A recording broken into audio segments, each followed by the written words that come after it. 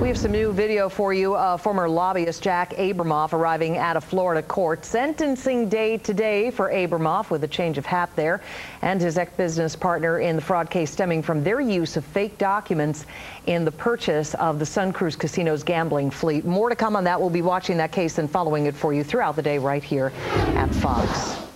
Well, Selmer, Tennessee, saying goodbye yesterday to the town's popular pastor, Matthew Winkler. His wife and mother of 3 little girls is charged with the brutal killing, and a whole community of family and friends are left wondering why in the world did this happen. Investigators, though, keeping pretty tight-lipped about any possible motive. Joining us now from Florida to talk about the case, criminal defense attorney Jeffrey Volokh, and in our New York studio, former prosecutor Michael Wiles. Good morning to both of you. Morning, Jeffrey, let me go to you first. Is there any advantage here in keeping the motive, being tight-lipped about it on the part of the prosecution?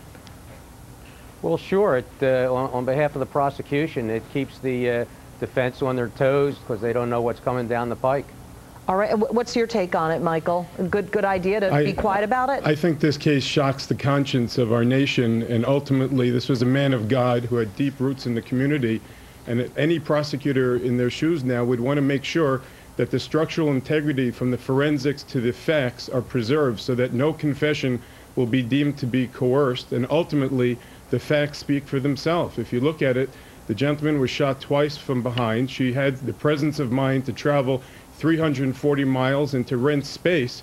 It doesn't look like there was a mitigating circumstance, as much as we'd like to believe that there could have been one, that warranted this kind of death. Jeffrey Volokh, but we don't know anything really about the minister. Might there be some sort of mitigating factor for the wife? Well, of course. You just don't go out and kill your spouse for no reason. There's several scenarios that are possible scenarios. Such for as? Instance, she confessed such to as perhaps he was a wife beater, perhaps he was a child molester, perhaps she was insane or severely depressed at the time. Until we know all the facts, we really can't prejudge the case. The heart of our system is that you are innocent until proven guilty, and we would all like to believe that, but the truth is that the facts speak for themselves very strongly in this case, and the government has a responsibility to maintain the structural integrity of the evidence, and that's why I think that they're being more tight-lipped, if you would, at this juncture. They have a motive. Okay. It's first degree, which means it's premeditated. All right, let me go back to Jeffrey on this. I want to get the defense perspective on this. We've heard from her attorney. He's been saying that they want a psychiatric evaluation for the client, that she had been depressed. Are we looking at the makings of an insanity defense here? Well, that appears to be a hint that they're going in that direction. But of course, they wouldn't be able to determine that until she was actually examined by a psychiatrist or a psychologist. But the very fact that they're talking about it leads one to believe that they're certainly considering it at this time. Bridget, we need more... Michael, want to ask you a specific thing about that. I mean, as a prosecutor, what do you say to a possible insanity plea? Do you say, well, she's charged with first-degree murder, that might indicate some sort of premeditation.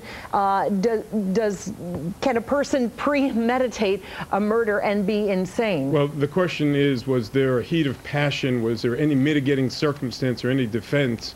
The facts, the way they speak, and we are dealing with a limited amount of information right now, are very painstakingly clear. He was shot in the back.